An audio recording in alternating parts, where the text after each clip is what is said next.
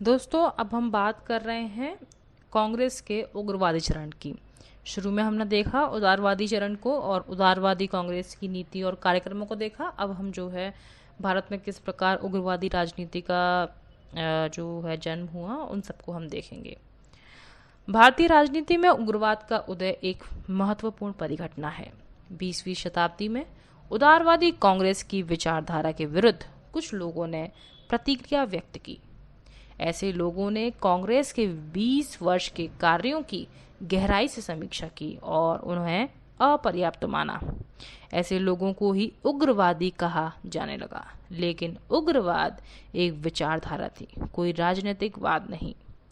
तिलक ने स्वयं स्वीकार किया कि उग्रवाद मार्क्सवाद या साम्यवाद की तरह कोई राजनीतिक वाद नहीं था और न ही इसका कोई संगठन था। वास्तव में यह एक विरोध था जो समकालीन परिस्थिति की उपज था। परिस्थिति के कारण उग्रवादी उदारवादी हो जाते हैं और उदारवादी उग्रवादी, जैसा कि हम पहले थे उदारवादी। उग्रवादी राजनीति के उदय के महत्वपूर्ण कारणों में कांग्रेस के 20 वर्षों के कार्यों के प्रति असंतोष को माना जा सकता है। कुछ लोगों ने कांग्रेस के 20 वर्षों की नीतियों की समीक्षा की और माना कि कांग्रेसों की नीतियों में अनेक दोष थे। मुख्य रूप से तिलक एवं उनके समर्थकों ने कांग्रेस की नीति को भिक्षावृत्ति की नीति कहा।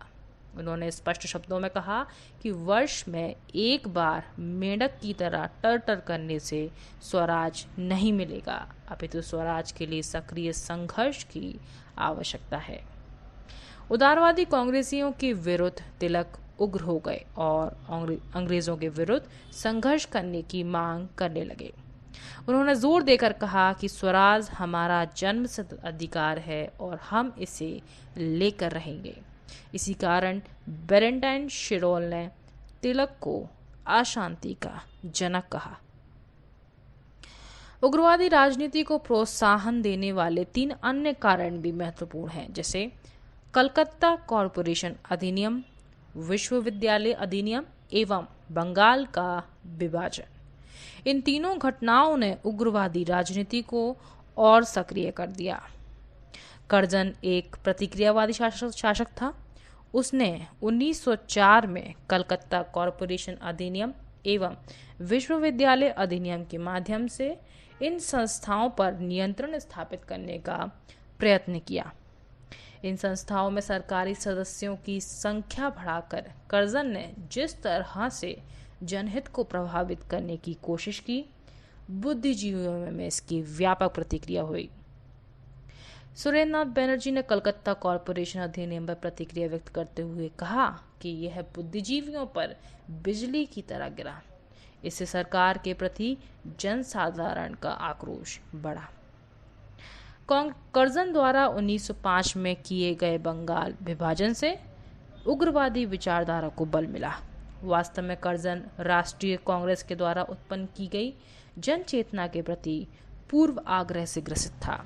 उसने सामान्य रूप से बंगाल का विभाजन करने के समय यही दलील दी कि बंगाल एक विशाल प्रांत था जिसके कारण प्रशासन में अनेक पेचीदगियां उत्पन्न हो रही थी।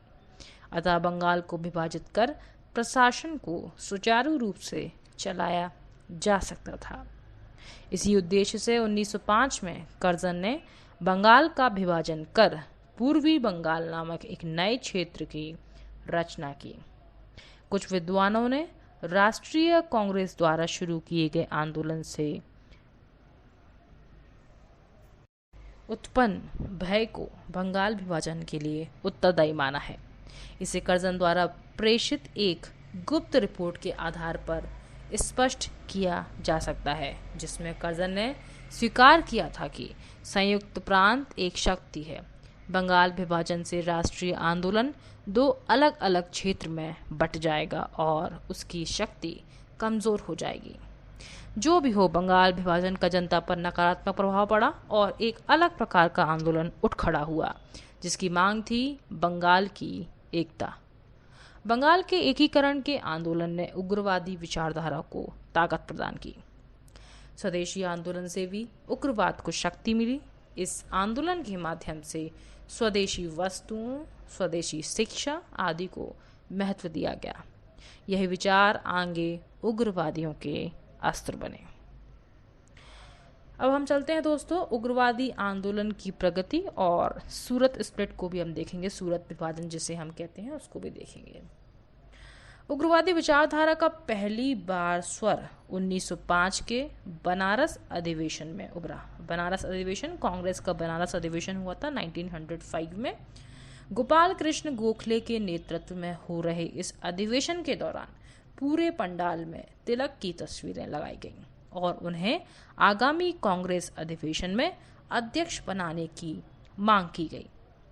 अब यह स्पष्ट होने लगा था कि कांग्रेस में परिवर्तनवादियों अथवा तिलकाइट्स का प्रभाव बढ़ रहा था। इसका असर 1906 के कांग्रेस अधिवेशन में होने वाला था।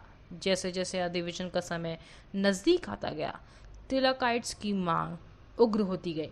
अंततः ग्रैंड ओल्ड मैन दादा भाई नौरोजी का कांग्रेस की अध्यक्षता के लिए नाम घोषित करके उदारवादियों के विरोध पर काबू पा लिया गया। इस अधिवेशन में उग्रवादियों की विजय इसलिए मानी गई क्योंकि अध्यक्ष ने अपने भाषण में स्वदेशी एवं बहिष्कार का अस्त्र स्वीकार कर लिया। 1907 का वर्ष उग्रवादियों के लिए इसलिए महत्वपूर्ण था क्योंकि यह अधिवेशन महाराष्ट्र के महत्वपूर्ण नगर नागपुर में होने वाला था और तिलक भी महाराष्ट्र के रहने वाले थे। ऐसी स्थिति में उनका प्रभाव बढ़ने लगा। जैसे जैसे अधिवेशन की तिथि नजदीक आती गई, उग्रवादियों की सक्रियता बढ़ती गई। ऐसी स्थिति में बड़े नाटकीय ढंग से कांग्रेस के नेताओं ने अधिवेशन का स्थान नागपुर से बदलकर गैर मराठी क्षेत्र सूरत में निश्चित कर दिया। अधिवेशन के दौरान बड़ी संख्या में तिलक के समर्थक सूरत में मौजूद थे। अधिवेशन के आरंभ होते ही पंडाल में हलचल मच गई। तिलक जिंदाबाद के नारे लगाए जाने लगे। वातावरण उग्र हो गया। ऐसे ही हालात में राज बिहारी घोष अध्यक्षीय भाषण के लिए खड़े हुए। हिस्ट्री ऑफ कांग्रेस के लेखक पट्टाभी सीतारामैया ने लिखा है कि पंडाल में मंच पर अध्यक्ष के पैर कांपने लगे। वो कुछ बोल नहीं पा रहे थे और तभी मंच की ओर जूते चप्पल फेंके जाने लगे। इस अव्यवस्था के दौरान कांग्रेस की कार्यवाही स्थगित कर दी गई।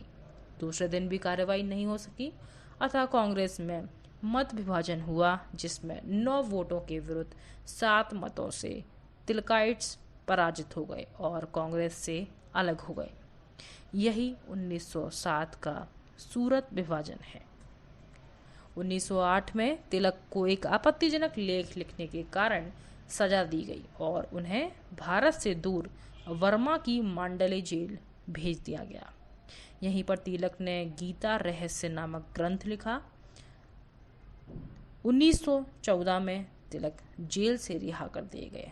भारत आकर उन्होंने 1916 में होम रूल लीग का गठन किया। पूना में इसका गठन किया गया। बपिस्टा इसके अध्यक्ष बने। 1916 में एनी बेसेंट के प्रयासों से लखनऊ समझौता हुआ। इस समझौते में मुस्लिम लीग, उग्रवादी एवं उदारवादी एक मंच पर आ गए। 1920 में तिलक की मृत्यु हो गई और तिलक कांग्रेस के अध्यक्ष नहीं बन पाए।